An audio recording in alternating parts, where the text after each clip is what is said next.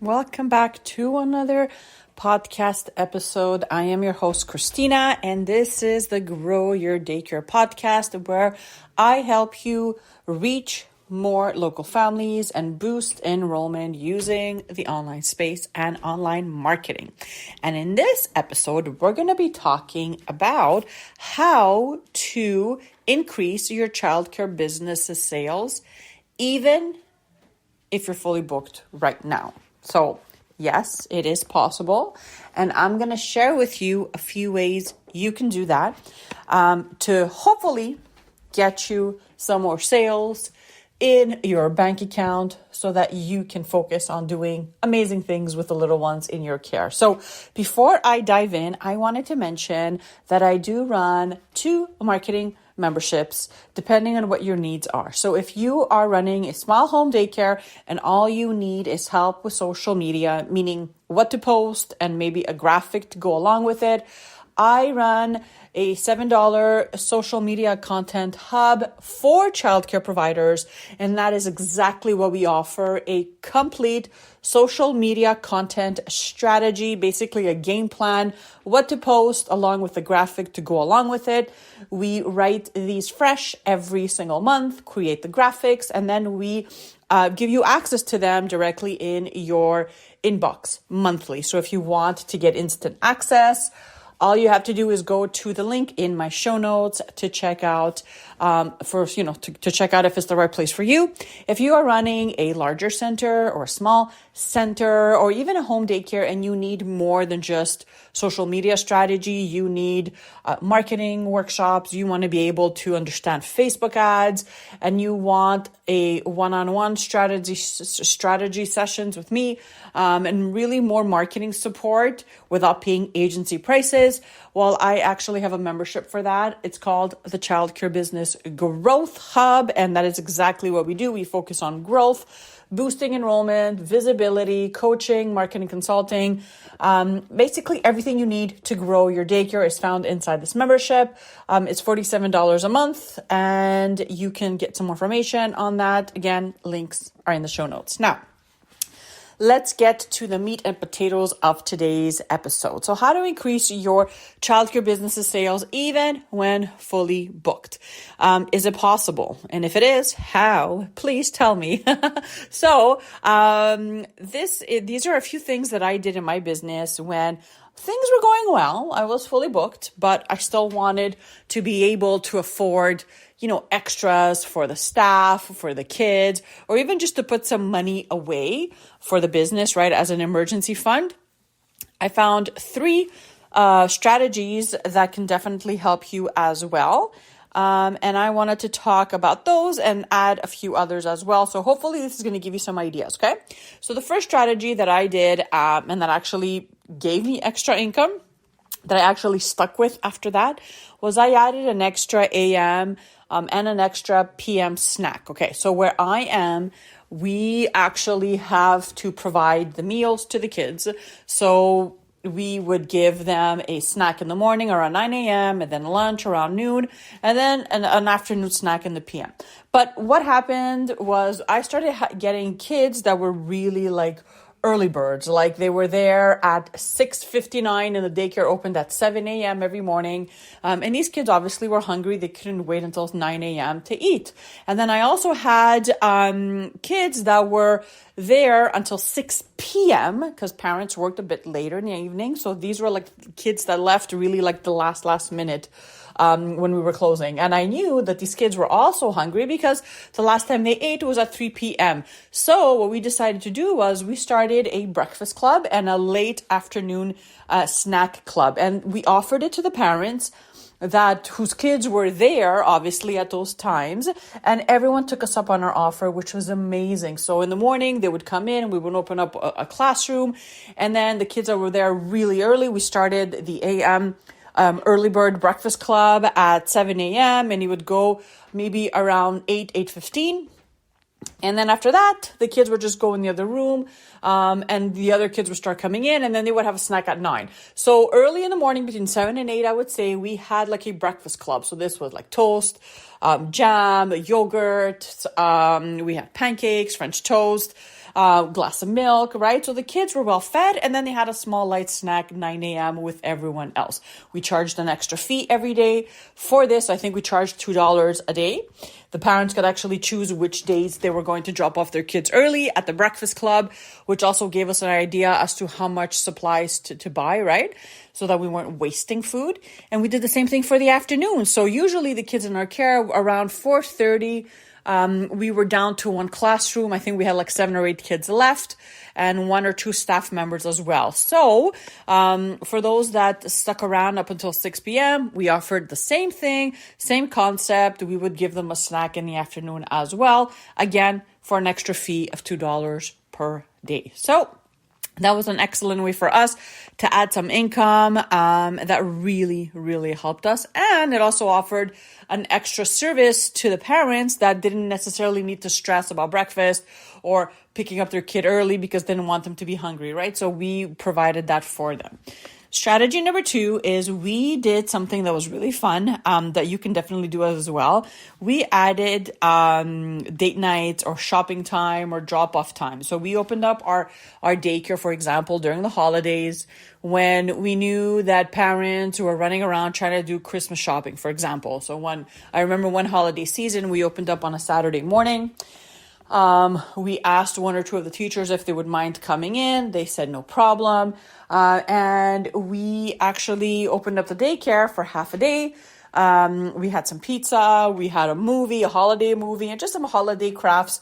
And we encouraged the moms and dads to drop off their kids, go do their Christmas shopping, and then come and pick them up after. And this was a great way to just have some fun with the kids. That wasn't extremely structured the way it was during the weekdays, right? They could invite a friend or like a cousin, right? So that also gave us some extra income. And it also gave our clients some time just to kind of go shopping without having to run around after kids, which was also amazing, right? But I've seen daycare owners do this with like date nights or random drop-off times, weekend care. So anything that you can do to kind of ease that load from the parent, adding an extra service and obviously charging is excellent, right? Strategy number 3, we rented out our space. So we were in a commercial building and we had 4 classrooms, an office, and 2 washrooms, okay? And we had a yard as well. So we started opening up our space. I actually publicized this in the local paper and a few Facebook groups, and I had a few people take me up on my offer.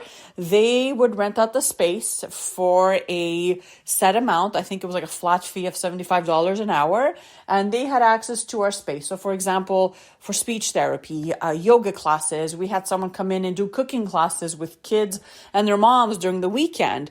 And this gave us, first of all, exposure, like visibility. Parents that had no idea we existed were kind of like, they became aware of, hey, there's a daycare here, right? And the other thing it gave us is extra income as well, which was really, really appreciated, okay? Strategy number 4 that you can definitely try is start a side gig that has to do, kind of relates with what the business that you're in right now, okay?